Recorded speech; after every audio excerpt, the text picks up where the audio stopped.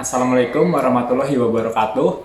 Perkenalkan, nama saya Ibnu Haris dari kelas TI 19B2 Universitas Pelita Bangsa. OSI merupakan singkatan dari Open System Interconnection, yang merupakan sebuah standar model arsitektural jaringan yang dibuat oleh Badan International Standard Organization atau ISO pada tahun 1977.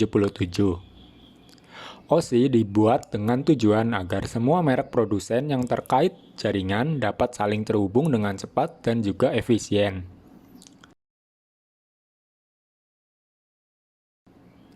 OSI ini memiliki 7 lapisan atau layer.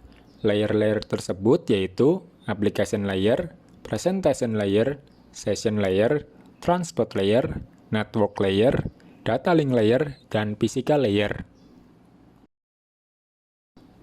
Mulai dari yang teratas yaitu layer ketujuh atau disebut juga Application Layer. Disinilah kita selama ini berinteraksi, karena layer ini adalah penghubung antara aplikasi jaringan yang membutuhkan akses kepada penyedia layanan jaringan. Ketika kita gagal melakukan komunikasi jaringan, layer ini jugalah yang menyampaikan pesan kesalahan jika terjadi kendala pada jaringan. Contohnya, ketika kita mengakses internet, melakukan percakapan messenger, mengirimkan email, streaming video, dan sosial media lainnya.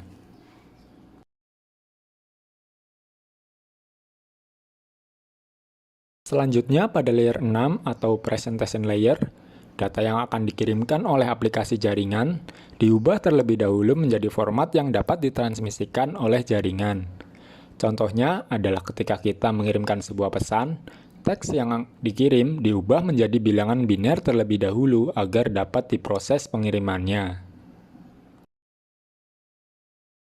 Pada layer 5 atau Session Layer, disinilah proses apakah sebuah koneksi akan dibuat, dibiarkan tetap berjalan, atau bahkan dihentikan.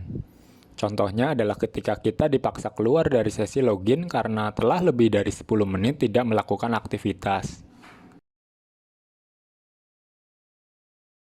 Pada layer 4 atau Transport Layer, disinilah berbagai macam data yang akan dikirimkan, dipecah menjadi beberapa bagian dan diberi penanda sesuai urutannya. Dan penanda itulah yang menjadi petunjuk apakah data tersebut diterima secara utuh atau harus dikirimkan ulang karena ada yang hilang di tengah jalan. Contohnya, saat kita mengirimkan email, namun email yang kita kirim tidak terkirim secara sempurna karena kendala koneksi, dan kita diminta untuk mengirimkan ulang jika ingin email tersebut disampaikan. Pada layer 3 atau Network Layer, disinilah terjadinya routing pendefinisian alamat IP, serta pembuatan header pada paket yang akan dikirim.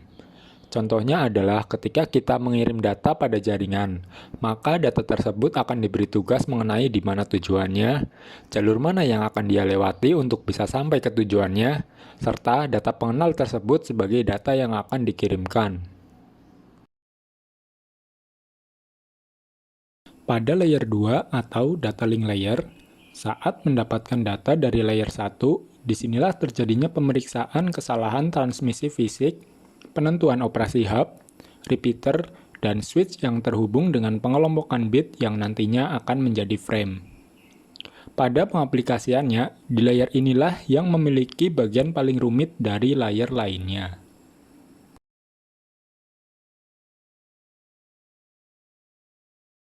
Pada layer 1 atau yang terakhir yaitu Physical Layer. Disinilah terjadinya pengiriman bit data digital dari pengirim ke tujuan melalui media tegangan listrik, frekuensi radio, sinar inframerah, ataupun cahaya biasa.